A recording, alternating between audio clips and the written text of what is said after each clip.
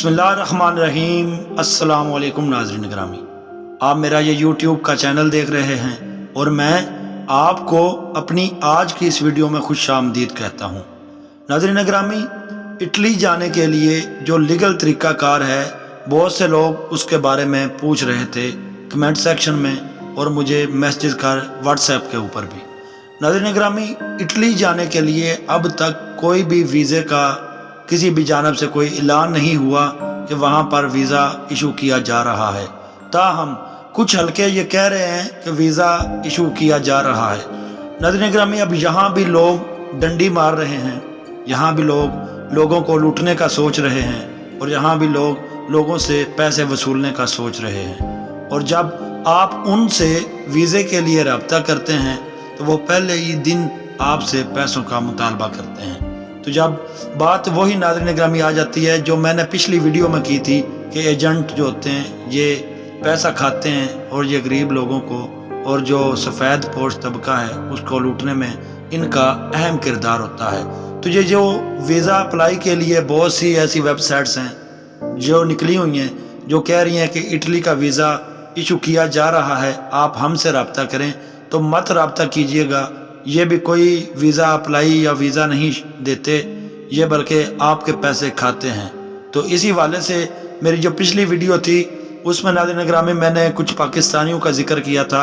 आज थोड़ी सी डिटेल और आई हैं कि नाज़रीन ग्रामी ये पिछले 15 से 20 सालों के अंदर अंदर अब तक हज़ारों की तादाद में लोग वहाँ पर जल चुके हैं, मर चुके हैं, उनका गोश्त जानवर खाते हैं। ये इतलाआत अब आ रही हैं सामने खुलकर। जो लोग डंकी लगाकर बाहर जाते हैं वहाँ पर उनकी लाशें अब तक मिलती हैं जंगलों के अंदर से। या मैं एक वाक़या आपके गोश गुजार करना चाहूँगा मुअज़्ज़ज़ नाज़रीन, उसको लाजमी सुनिएगा कि मेरा एक दोस्त जिसका नाम मोहम्मद उस्मान चीमा था, बचपन से इकट्ठे रह रहे थे, हम 6ठी क्लास से पढ़ रहे थे और कॉलेज का दौर भी इकट्ठे गुजारा हमने। तो उसके साथ जो वाक़या पेश आया, मैं आपके वो तो मेरे आंखों के सामने सारा मामला पेश आया, तो वो मैं वाक़या आप लोगों के सामने रखता हूँ कि उसको भी इसी तरह एजेंट बाहर ले गया तुर्की में। अब तुर्की से उसने आगे इटली भेजना था उसको, और जब वो तुर्की पहुँचा तो तुर्की जाकर उसको बाकायदा मार दिया गया, जैसे अब ये वाक़या पेश हुआ है। ये नाज़रीन ग्रामी जो इतलात आ रही हैं ये बहुत ज़्यादा लोग मरते हैं, मगर ये वाक़या तो हाईलाइट हो गया, किसी ने वीडियो बना ली, वीडियो वायरल हो गई तो लोगों को पता चल गया।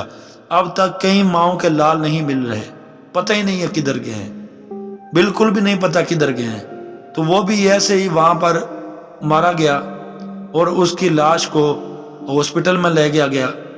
जब हॉस्पिटल में उसकी लाश को ले गए तो एजेंट वहाँ पर पिछलों को ये इतला कर रहा था कि आपका बेटा जिंदा है, आप इतने पैसे दें, आप इतने पैसे दें।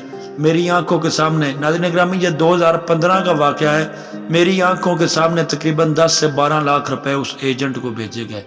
ज़ाहिर सी बात है, अब जब वालिदैन को ये पता चलता है कि उनका बेटा ज़िंदा है तो पैसे उनको जहाँ से भी मर्जी इकट्ठे करके भेजने हो, ये नाज़रीन ग्रामी इस तरह भी ब्लैकमेल करते हैं। ये मरी हुई लाशें भी वहाँ पर रख लेते हैं, मरी हुई लाशों से भी ये पैसे वसूलते हैं पीछे से। तो लिहाजा कोई रास्ता नहीं है, कोई लीगल तरीका नहीं है इटली जाने का, गैर कानूनी तरीका ही है। और गैर कानूनी तरीक़ों में अब तक हज़ारों की तादाद में लोग मर चुके हैं जिनका कोई पता नहीं है वो किधर गए हैं और किधर नहीं गए। लिहाजा आप मेहरबानी किया करें, आप जाएं ज़रूरी आपने इटली जाना है, यूरोप जाना है, आप सऊदी अरब चले जाएँ, वहाँ का वीज़ा जो है बिल्कुल क्लियर है। तो वो जब वो मर गया, फिर जब 10 से 15 दिन गुजरे तो उन्होंने बोला कि आपका बेटा मर चुका है, अब लाश को वापस भेजने के लिए पैसों की ज़रूरत है।